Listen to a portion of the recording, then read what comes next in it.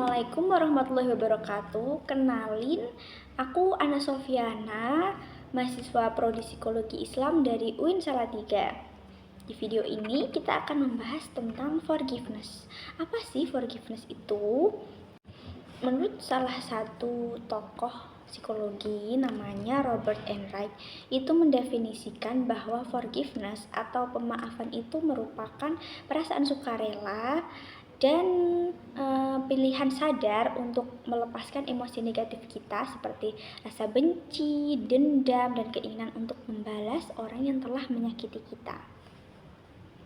Enright itu mengembangkan forgiveness proses model yang terdiri dari 4 fase nih teman-teman. Yang pertama ada uncovering phase atau kita menyadari atas rasa sakit yang kita rasakan akibat luka batin. Kemudian yang kedua ada decision phase yang dimana kita itu memutuskan untuk memaafkan perilaku yang menyakiti kita. Kemudian yang ketiga ada work phase atau kita berusaha memahami perilaku pelaku. Seperti contohnya nih, kita disakitin teman kita. Nah, kita itu berempati kepada dia nih teman-teman. Kita itu melihat teman kita itu sebagai manusia yang tentunya memiliki kekurangan. Nah, yang terakhir ada di pinning phase di mana kita itu menemukan makna positif dari kejadian yang telah kita alami. Lalu apa sih manfaat dari forgiveness ini? Yang pertama itu ada mengurangi stres dan kecemasan. Kenapa bisa begitu? Karena kalau semisal kita disakiti sama orang nih, kan otomatis kita berpikir negatif, kita berpikir buruk terus tentang orang itu kan teman-teman.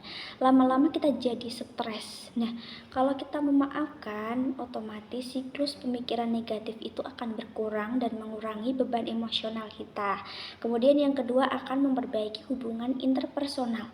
Kalau misalnya nih kita marahan sama teman kita, terus kita memaafkan teman kita, nah otomatis hubungan kita dengan teman kita itu akan kembali baik nih teman-teman. Kemudian yang ketiga adalah kita bisa mempercepat pemulihan dari trauma. Contohnya, kita pernah disakiti sama cowok misalnya. Nah, kita jadi trauma tuh, aku nggak mau lagi sama cowok. Nah, kalau dengan kita memaafkan, itu bisa mempercepat proses pemulihan trauma kita dan mulai sembuh nih teman-teman. Contoh penerapan dalam kehidupan nyata, misalnya ada seorang anak yang memaafkan ayahnya meskipun ditinggalkan selama bertahun-tahun atau menyakiti dia, dia sadar nih kalau dia terus-terusan menyimpan rasa dendam kepada ayahnya itu akan terus-terusan menyakiti dia, maka dia sadar akhirnya dia memaafkan perilaku ayahnya itu meskipun dia tidak bisa kembali berhubungan seperti semula dengan ayahnya nih teman-teman. Memaafkan itu kan bukan hal yang gampang ya teman-teman, tapi aku punya tips nih supaya teman-teman bisa menerapkan forgiveness. Yang pertama, sadari kalau memaafkan itu bukan berarti membenarkan perilaku jahat itu teman-teman, tapi kita lebih fokus ke bagaimana kita melepaskan perasaan-perasaan negatif dari diri kita. Kemudian bagi teman-teman yang suka nulis nih, teman-teman bisa journaling, meluapkan emosi negatif teman-teman lewat tulisan, misalnya nulis di buku diary misalnya.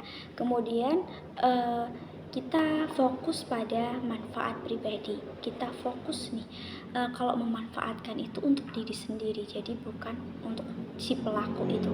Kemudian yang keempat ada, kita bisa gunakan afirmasi seperti aku memilih melepaskan amarah ini untuk kedamaian hati aku gitu. Memaafkan itu bukan berarti kita lemah teman-teman, tapi tanda kalau kita memperhatikan kesehatan mental kita dan menjaga kedamaian hati kita daripada terus-terusan membawa beban luka, karena kita berhak untuk bebas dari beban itu. Oke teman-teman, kurang lebihnya mohon maaf ya. Wassalamualaikum warahmatullahi wabarakatuh.